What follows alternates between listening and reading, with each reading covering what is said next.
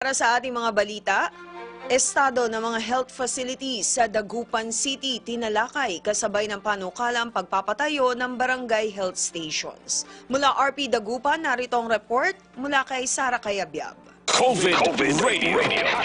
Laging handa. Radyo Pilipinas Special Coverage. Tinalakay sa isinagawang pulong ng mga miyembro ng Health Board na pinangunahan ni City Mayor Brian Lim ang estado ng mga health facilities at services dito sa lungsod ng Dagupan. Ibinahagi rin dito ni Dr. Dalvi Casilang, Medical Officer 3 ng City Health Office ang mga hamon sa panukalang pagpapatayo ng barangay health stations sa lahat ng lugar sa lungsod na wala pang ganitong pasilidad. Ang nasabing barangay health stations ay puponduhan ng Department of Health sa ilalim ng Universal Health Care.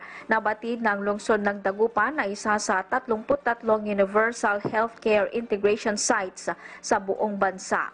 Kasabay nito, ibinahagi rin ni Dr. Casilang sa mga miyembro ng Health Board ang nagpapatuloy na konstruksyon ng CT scan building sa City Health Office compound.